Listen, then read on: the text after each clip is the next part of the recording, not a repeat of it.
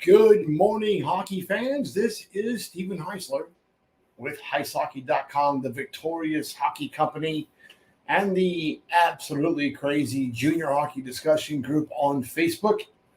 You are watching the Junior Hockey Morning Show.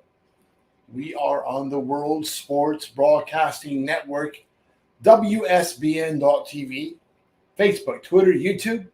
Hopefully this morning, today, this afternoon, this evening, wherever you are, whatever time you're watching, you're enjoying the week, and you're probably going to get a laugh out of today's show.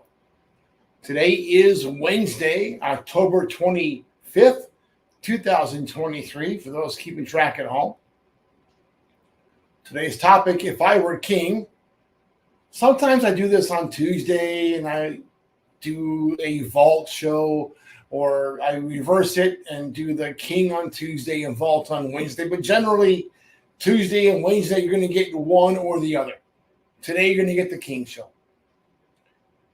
The reason why this show is today and not yesterday is because, well, I had this story teed up for yesterday, but I wanted this quote that you're going to get at the end that will kind of bring this whole thing together.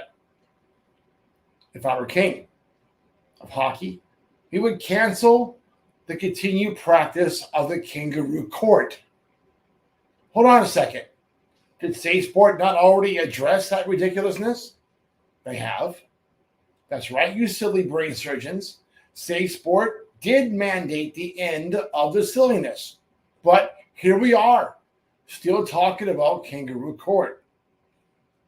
This is junior hockey, and Save Sport can't mandate out a time-honored tradition that delivers beer money for the veterans, can they? Well, they have, and they did. Simply said, the continued practice of bullying, hazing, and kangaroo court can put any chance of going to college hockey in serious jeopardy. The first thing the kids are going to say is, well, how are they going to find out? That's funny because some of you are just ignorant enough. I'll use ignorant because it's an appropriate word here, to use applications like Venmo and Cash App to collect fines for the kangaroo festivities. There's a word for such tragic mistakes of judgment. I know this is going to be crazy. That word is called evidence. Yes, evidence. Now just imagine how such an outstanding team leader is going to explain away his junior hockey extortion earnings to the Save Sport investigator. We're not talking about just a few bucks here and there. Some of these numbers are coming up to hundreds of dollars a week. It's nuts. One such player recently left his team, skated out of town with a pile of his teammates' money. That's always fun. Interesting that none of that money ever made it back to the team that he extorted it from. What are the kids going to do? Tell the coach? No. Those kids are out. All that money they paid to that guy, he's gone. Now what? Nothing. No repercussions, no consequences. But here's the fun part. Parents are starting to get smart. They could almost use the scam, and that's what it is, as a forced savings account. They can let little Tommy, continue to Venmo his fines to the captain for the entire season, then file a Save Sport complaint maybe before the last weekend. Imagine how that works out. The parents can then present the payment log to the coach. Here's what my son has paid your captain or assistant captain this whole season in court fines.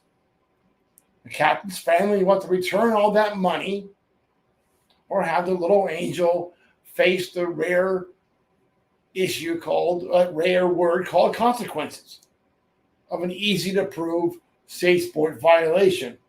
Why? Why continue to do this? What is the purpose of wanting to continue the very unsophisticated bullying and hazing antics if the result can so easily soil the team leader's reputation forever. Here's the really ridiculous part. The antics are common across the entire continent. Yes, across the entire continent.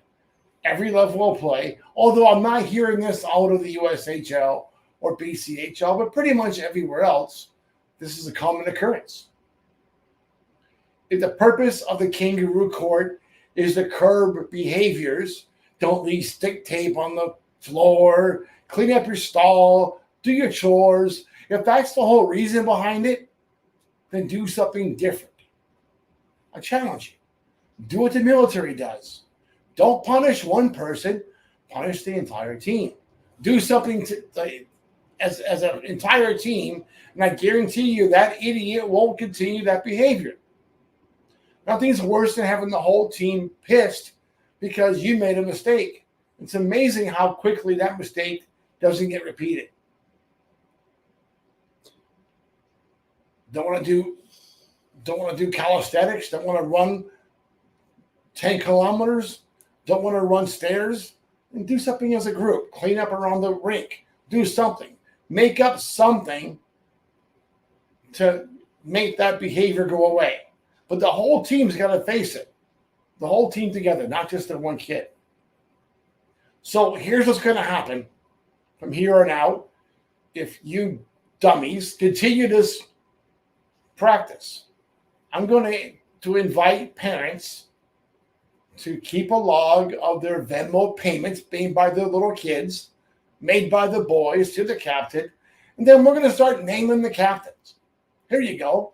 And I'll put that out there for Jump Street because that's what we have to do. And you can deal with the situation later on, with those consequences.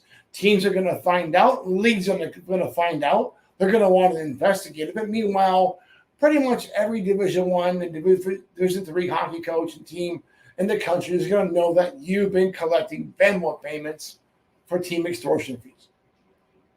Here's a quote from a former Division I coach regarding the issue.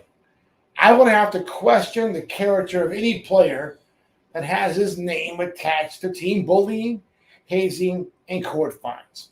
This would include those players in the room allowing the behavior to happen in the first place. So what that coach is saying, if you're letting this baloney happen in your room, you're just as guilty as the guy collecting the money.